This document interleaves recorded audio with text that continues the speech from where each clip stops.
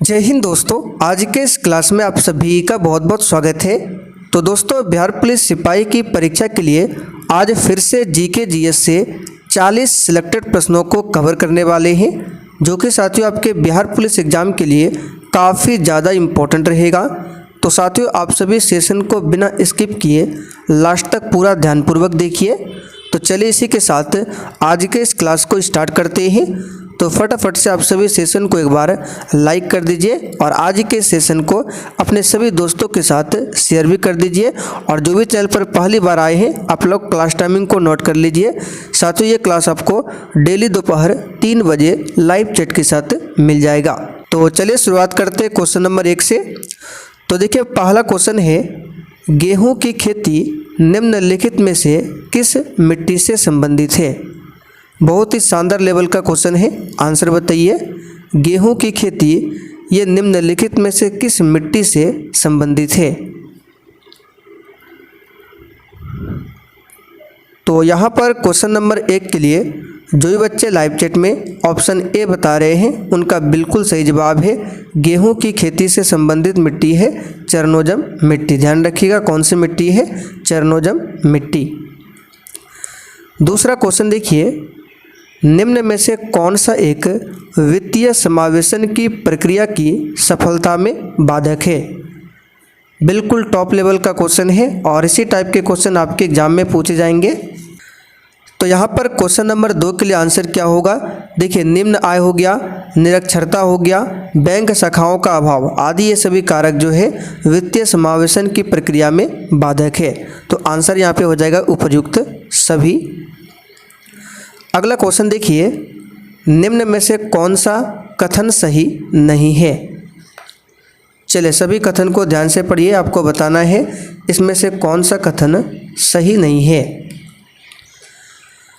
तो देखिए, first option में क्या दिया हुआ है? तो फर्स्ट ऑप्शन में दिया हुआ है आरबीआई की स्थापना 1949 में हुई थी। ये कथन सही नहीं है, क्योंकि आरबीआई की स्थापना 1 अप्रैल 1935 को होती है।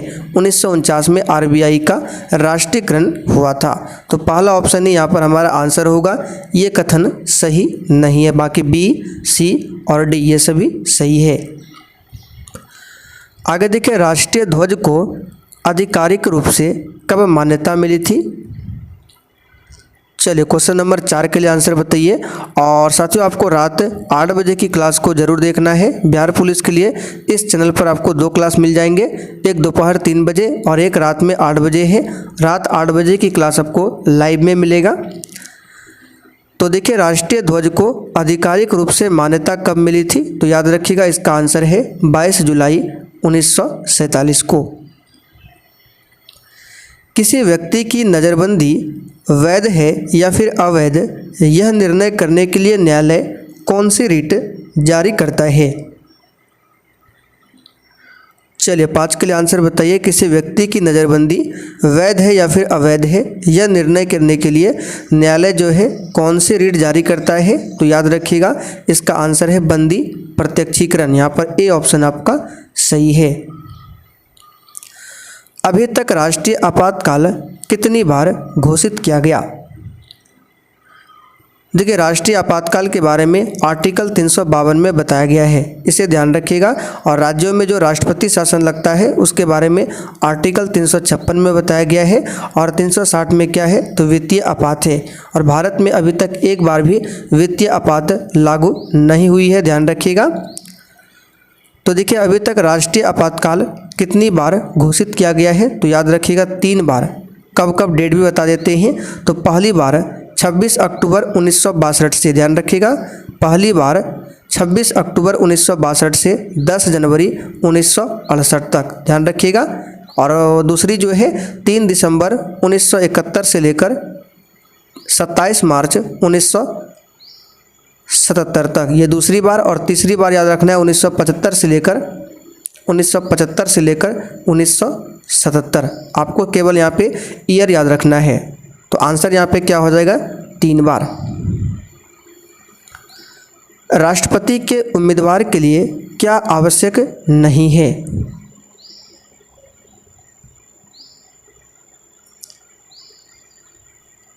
तो तो यहाँ पर क्वेश्चन नंबर 7 के लिए आंसर क्या हो जाएगा? इसका आंसर हो जाएगा पढ़ा लिखा हो, ऐसा कोई भी यहाँ पे जरूरी नहीं है। राष्ट्रपति के उम्मीदवार के लिए उम्र 35 वर्ष होना चाहिए, बिल्कुल सही है। सांसद चुने जाने की योग्यता रखता हो, ये भी है। और देश का नागरिक हो, ये सभी कंडीशन होना चाहिए, लेकिन पढ़ा लिखा हो ये जरूरी नहीं है। लोकसभा के इतिहास में औपचारिक रूप से प्रस्तुत पहले अविश्वास प्रस्ताव जिसे विचार के लिए स्वीकार किया गया, किसके द्वारा प्रस्तुत किया गया था? तो साथियों ये प्रस्तुत किया गया था JB कृपलानी के द्वारा। ध्यान रखिएगा कब लाया गया था अविश्वास प्रस्ताव को? तो 1963 में। ध्यान रखिएगा 1963 में। आगे देखिए, वित्त आयोग की नियुक्ति कौन करता है?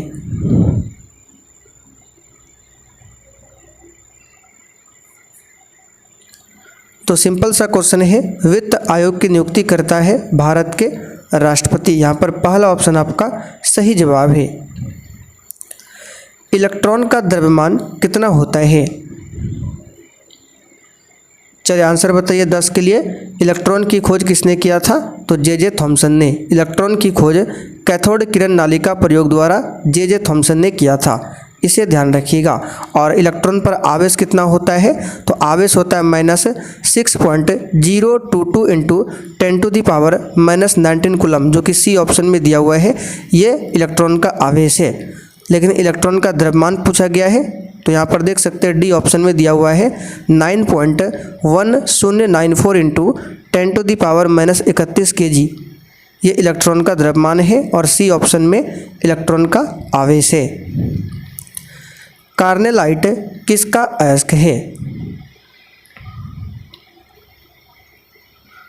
तो देखिए सिंपल सा क्वेश्चन है, कार्नेलाइट ये मैग्नीशियम धातु का अयस्क है। आंसर यहाँ पे हो जाएगा ऑप्शन ए मैग्नीशियम। निम्नलिखित में से कार्बन की मात्रा का सही अवरोही क्रम चुनिए। अवरोही क्रम बताना है आपको, यहाँ पे सही कौन सा होगा? तो आरोही क्रम मतलब होता है बढ़ते क्रम और अवरोही मतलब होता है घटते क्रम। यानी कि किस लोहा में कार्बन की मात्रा सबसे अधिक है, उसके बाद सबसे कम, उसके बाद सबसे कम। तो यहाँ पर 12 के लिए आंसर आपका क्या हो जाएगा? ए ऑप्शन ढलवा लोहा। ध्यान रखिएगा ढलवा लोहा में कार्बन की मात्रा अधिक होती है, उसके बाद पिटवा लोहा है और लास्ट में मृदु इस्पात। तो ये अवरोही क्रम सही है कार्बन की मात्रा के हिसाब से। प्राकृतिक रबड़ को अधिक मजबूत तथा प्रत्यास्थ बनाने के लिए उसमें निम्नलिखित में से क्या मिलाया जाता है? और देखिए साथियों, अगर आपको ये PDF चाहिए तो PDF के लिए डिस्क्रिप्शन बॉक्स में टेलीग्राम चैनल का लिंक दिया हुआ है, जाकर आप लोग ज्वाइन कर लीजिए। वहाँ पर आपको ये PDF बिल्कुल फ्री में मिल जाएगा। तो प्राकृतिक रबड़ को अधिक मजबूत और प्रत्यास्थ बनाने के लिए उसमें सल्फर को मिलाया जाता है। ध्यान रखिएगा सल्फर को। हैलोजन में सबसे अभिक्रियाशील कौन है?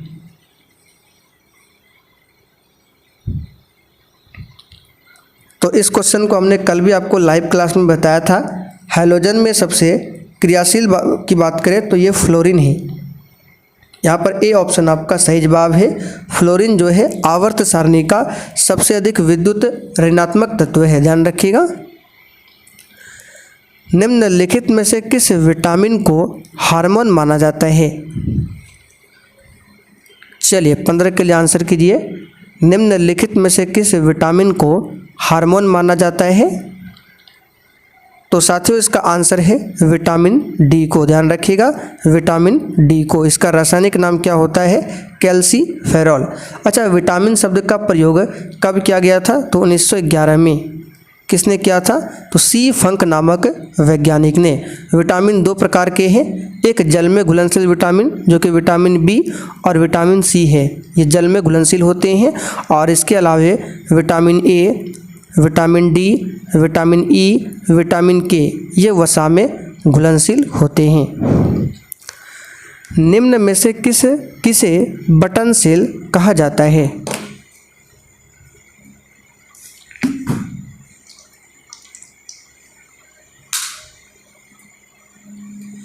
तो सिंपल सा क्वेश्चन है, बटन सेल बोला जाता है मरकरी सेल को। लिटमस विलियन निम्न में से किस रंग का रंजक होता है?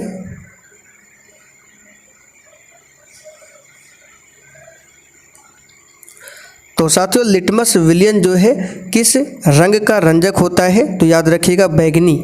यहाँ पर ए ऑप्शन आपका सही जवाब है।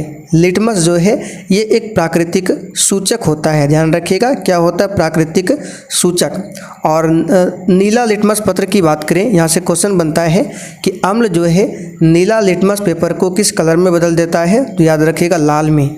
अम्ल क्या करता है? नीला लिटमस पत्र को लाल में बदल देता है। और क्षार क्या करता है? तो लाल लिटमस पेपर को नीला में बदल देता है, जस्ट उल्टा। चलिए आगे देखिए, एंटीबॉडीज का निर्माण होता है। चलिए किसमें होता है? आंसर बताइए। एंटीबॉडीज का निर्माण किसमें होता है? तो साथियों एंटीबॉडीज का निर्माण लिम्फोसाइट्स द्वारा होता है। आंसर क्या हो जाएगा? लिम्फोसाइट से। आगे देखिए, अम्लीय वर्षा का पीएच मान कितना होता है?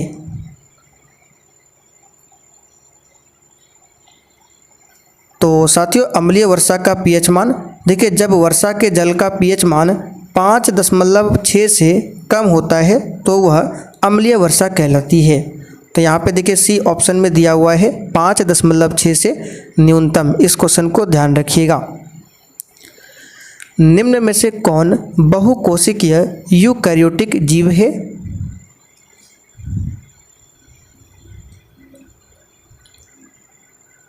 तो यहाँ पर इस क्वेश्चन का आंसर हो जाएगा कवक, यानी कि फंगस। और कवक के अध्ययन को बोला जाता है माइकोलॉजी। निम्न में से किस विटामिन का नाम बायोटीन है? चलिए किसके लिए आंसर बताइए। निम्न में से किस विटामिन का नाम बायोटीन है? आंसर है विटामिन B7, इसका नाम बायोटीन है। और इसे विटामिन H भी बोला जाता है, विटामिन B7 को। निम्नलिखित पर विचार कीजिए।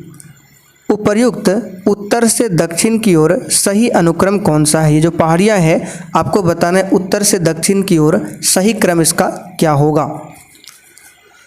तो चलिए बता देते हैं उत्तर से दक्षिण की ओर। तो इन तीनों ऑप्शन में उत्तर में सबसे पहले आपका हो जाएगा महादेव पहाड़ियाँ, उसके बाद सतपुड़ा और लास्ट में सह्याद्री। यानी कि पहले ए होगा, फिर सी होगा, फिर लास्ट में बी होगा, ध्यान रखिएगा। और यहाँ पे देखिए सह्याद्री पर्वत की बात करें, ये कहाँ पर है? तो पश्चिमी घाट में फैला हुआ है। महादेव पहाड़ियाँ मध्य प्रदेश में है, इसे ध्यान रखिए कहाँ पर? मध्य प्रदेश में। अच्छा आप लोग बताइए, भारत का रुर किस पठार को कहा जाता है? कमेंट करके बताना है, भारत का रुर किस पठार को कहा जाता है? पेनाल्टी स्ट्रोक कितने फैसले से मारा जाता है? यहाँ पे सही कर लीजिए, पेनाल्टी स्ट्रोक कितने फासले से मारा जाता है? पेनाल्टी स्ट्रोक ये फुटबॉल से संबंधित है, तो ये मारा जाता है 8 गज फासले से, ध्यान रखिएगा 8 गज फासले से। राष्ट्रीय उपभोक्ता दिवस कब मनाया जाता है?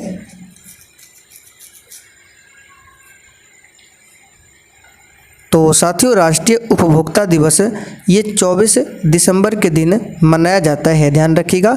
नौसेना दिवस पूछे 4 दिसंबर के दिन मनाया जाता है। 16 अक्टूबर को क्या मनाया जाता है? विश्व खाद्य दिवस। निम्न में से कौन पौधे का प्रजनन अंग है? तो साथियों पौधे का प्रजनन अंग कौन सा हो जाएगा? आंसर हो जाएगा पुष्प, ये पौधे का प्रजनन अंग होता है। जनगणना 2011 के अनुसार भारत के निम्नलिखित राज्यों में से किसकी जनसंख्या उत्तर प्रदेश के बाद सबसे अधिक है?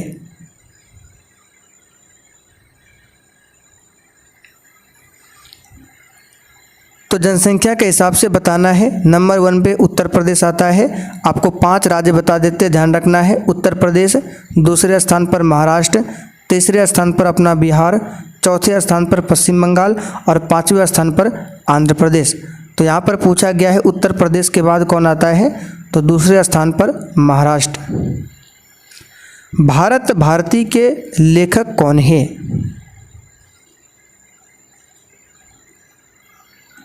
तो साथियों भारत भारती के लेखक कौन है? मैथिली शरण गुप्त है। यहाँ पर ए ऑप्शन आपका सही जवाब है। मैथिली शरण गुप्त ने यशोधरा साकेत जैसी पुस्तकें भी लिखी है। तो क्वेश्चन बन सकता है यशोधरा किसकी पुस्तक है? तो मैथिली शरण गुप्त की। निम्नलिखित नेताओं में से किसने लीग ऑफ नेशंस के गठन में प्रमुख भूमिका निभाई थी? लीग ऑफ नेशंस, इसकी स्थापना 1920 में होती है। ध्यान रखिएगा 1920 में। तो इस क्वेश्चन का आंसर है वुडरो विल्सन।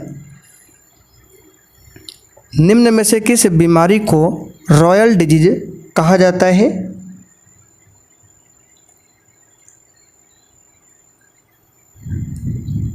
तो किस बीमारी को रॉयल डिजीज कहा जाता है? याद रखिएगा हीमोफीलिया को। गाय के दूध में भैंस, बकरी, भेड़ आदि दूध की मिलावट का पता करने हेतु किस परीक्षण का उपयोग किया जाता है?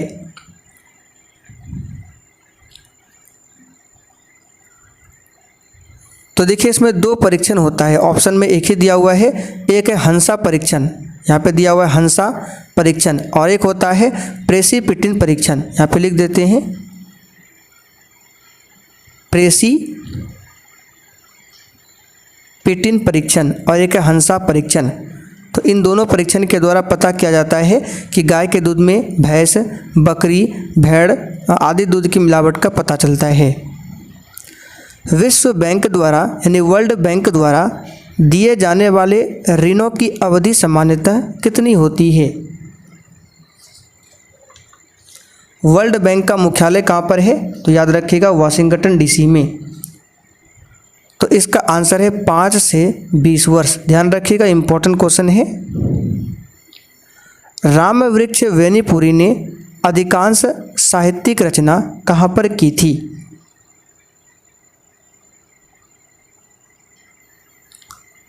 इस क्वेश्चन का सही आंसर है क्या हो जाएगा? जेल की सलाखों के पीछे।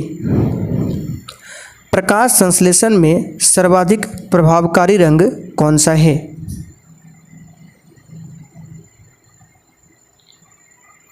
सही आंसर है लाल। ध्यान रखिएगा प्रकाश संश्लेषण में सबसे प्रभावी रंग पूछे तो कौन सा है? लाल है।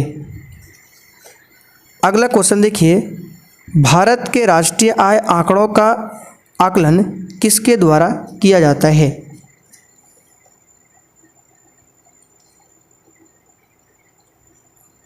तो यहाँ पर इस क्वेश्चन का आंसर क्या हो जाएगा? केंद्रीय सांख्यिकी संगठन के द्वारा।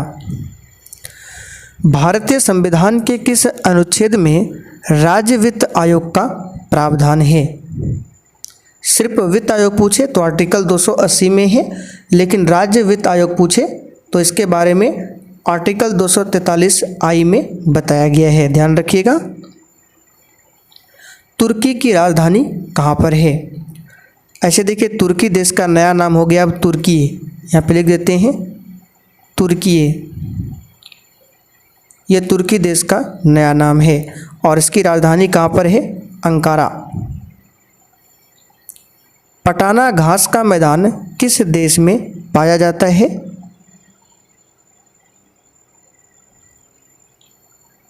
तो साथियों पटाना घास का मैदान श्रीलंका देश में पाया जाता है।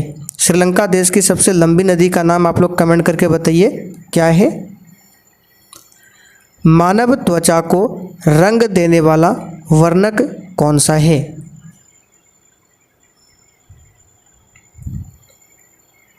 सही आंसर क्या हो जाएगा?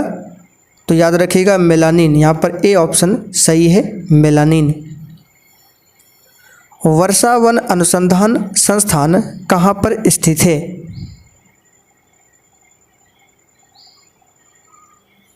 तो साथियों ये कहाँ पर है? तो याद रखिएगा जोरहाट में। कहाँ पर है? जोरहाट में। चलिए आगे बढ़ते हैं।